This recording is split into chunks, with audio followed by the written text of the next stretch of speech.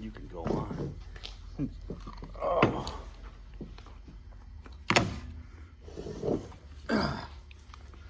Alright, so hi, my name's Mitch Can. I'm a horticulture technology student at Southeast Tech and for an assignment in garden center management.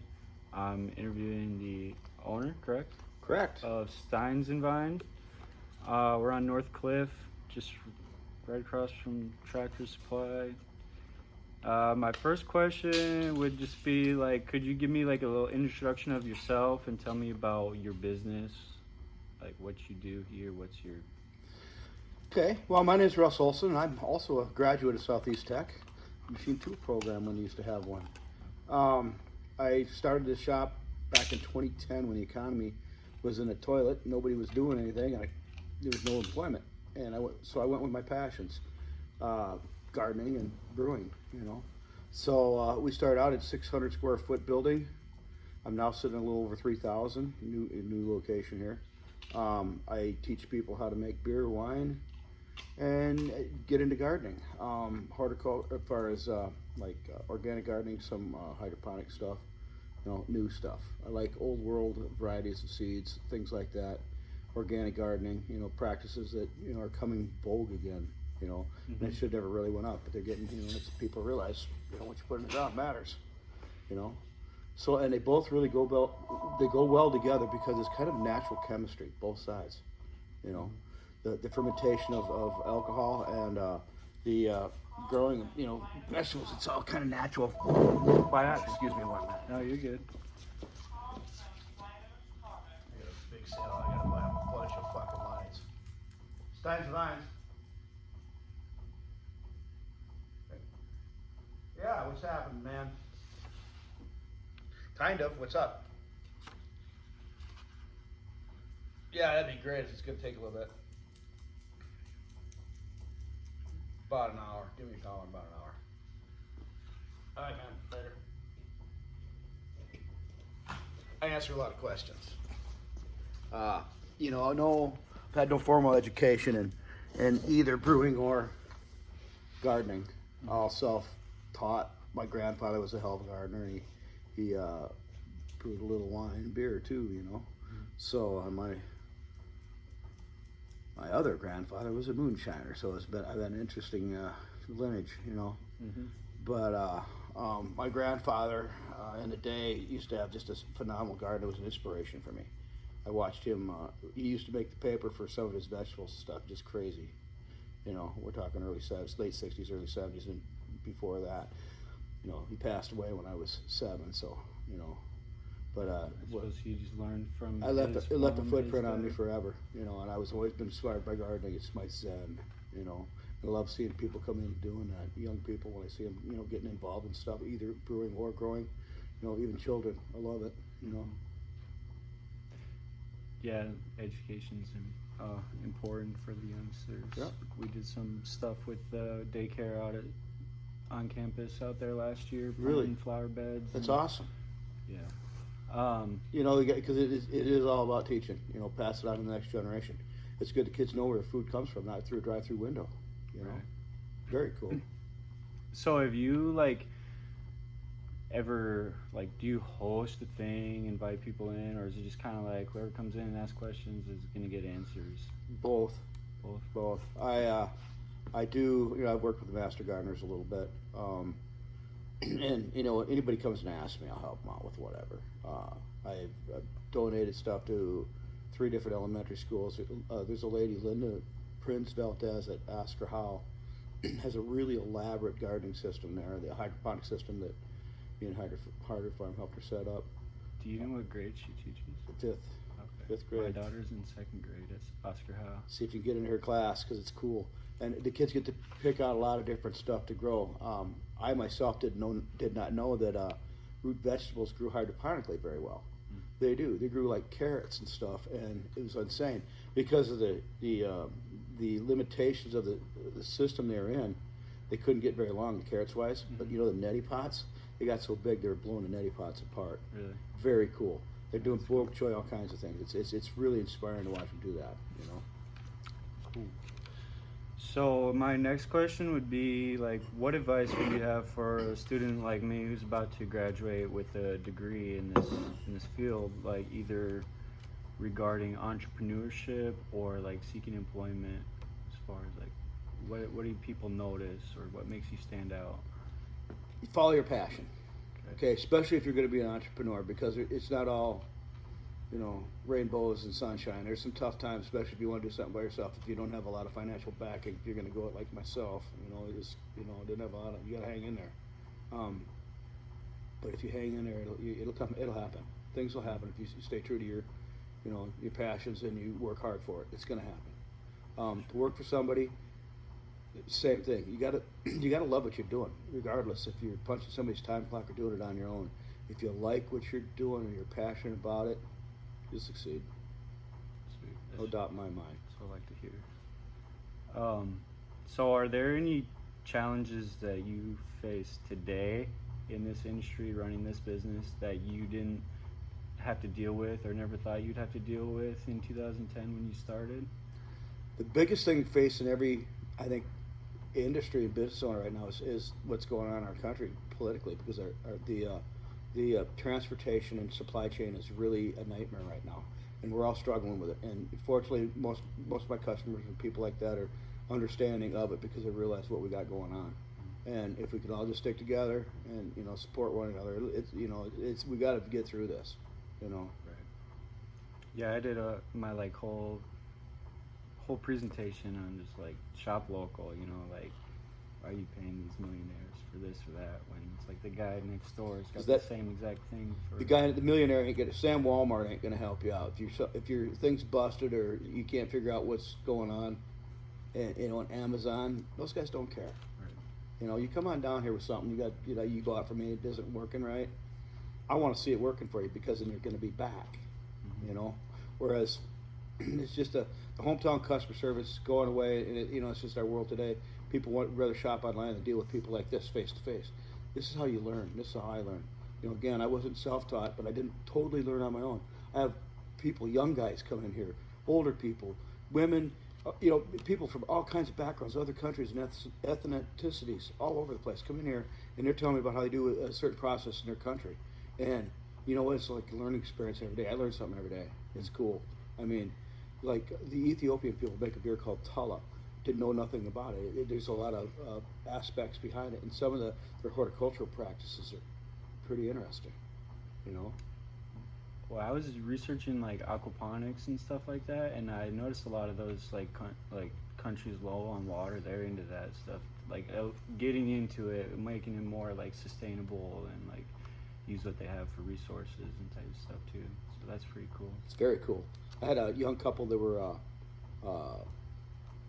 they worked for the church. They were missionaries. They had somewhere in Central America. The church had bought an acre of land, and they were doing organic farming practices, composting and everything else. And that's where they create some heat, because it's an upper elevation where it's a little cooler.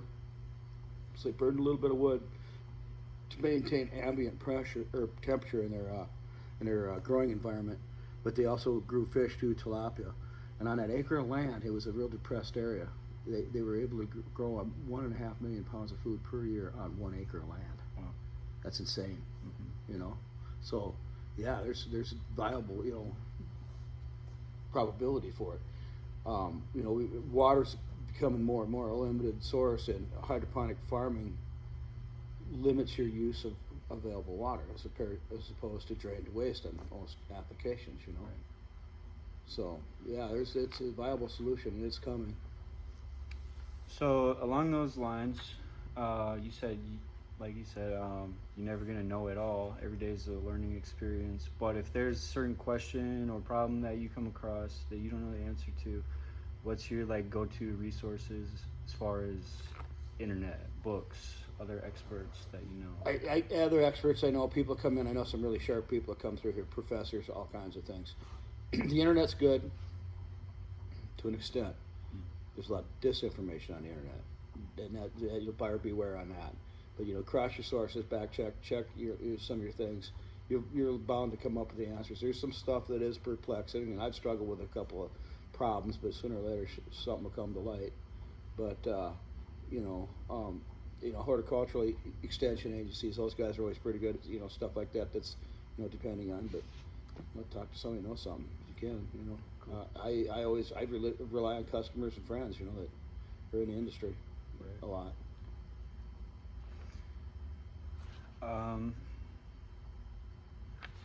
So, do you have like much of an online presence, either social media or website?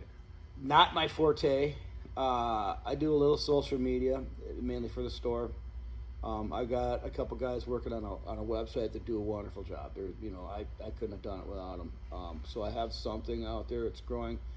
Unfortunately, I don't have enough time to maintain it myself because I'm busy with this. This is what I like doing. I like on the floor talking to people, brewing beer, setting something up. It's what I like to do.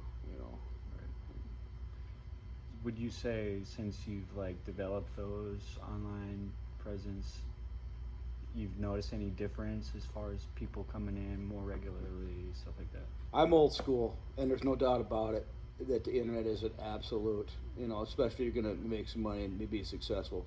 The better online presence you got is without a doubt a major, major deal. Without a doubt. I need to put more time into mine, which, I wish I could, or, either that or I'll have to have them guys get them on a little more full time to do that, but that's really where it's at. I like personal contact. I could talk to somebody over the phone or on a deal and help them out, and I believe I have because I've been thanked and I get good reviews. But I like sitting here and talking to people about problems, and because you could really, I don't know, it makes more of a connection for me. But the internet, absolutely. For sure. So, would you say like within this area, there's any like real competition, or is it more like an allies type of deal? For me? Yeah, for you in like this particular, it seems somewhat niche. I'm in a niche market. There's one other brew shop in town, and she's got her other things. It's like she does, it's a gas station, does convenience store stuff and alcohol and all things like that. So it's diverse. To do just one or the other, I've been at this for 12 years.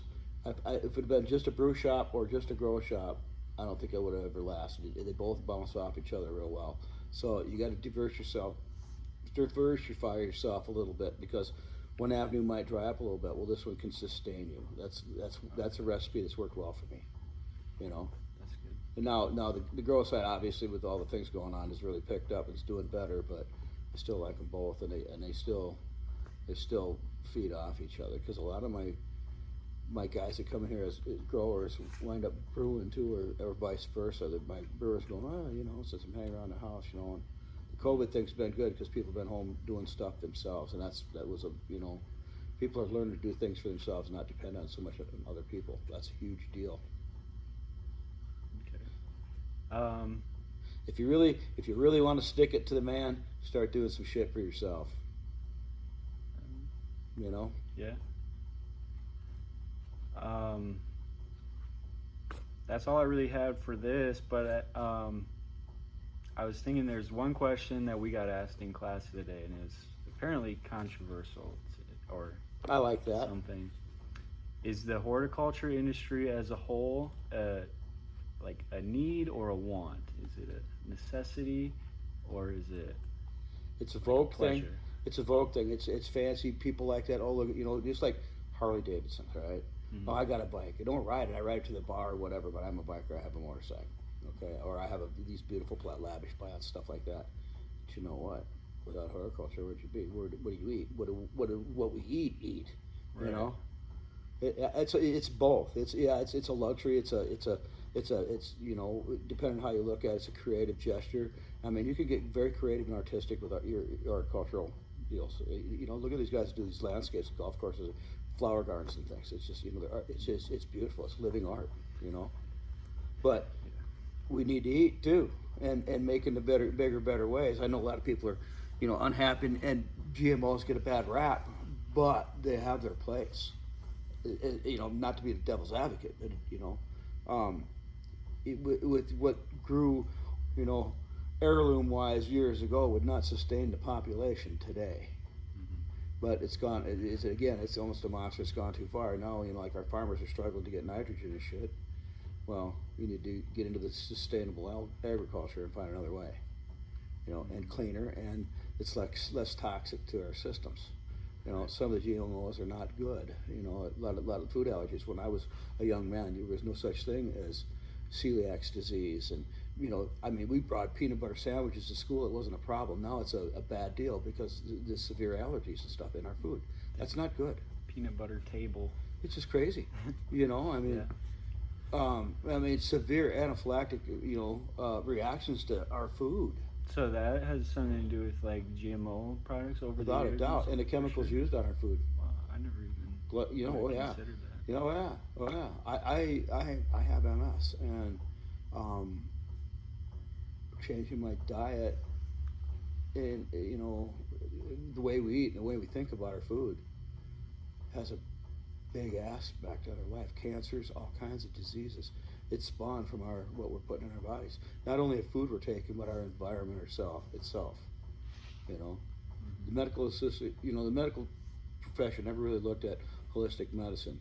They're starting to take a better look at it because they have to. The numbers are there.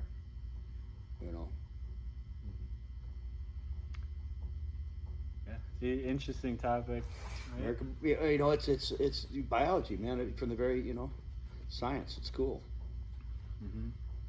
Cool. Well, I appreciate the interview and giving me your time. Not a problem. Anytime, buddy. For sure. Peace. I live to corrupt.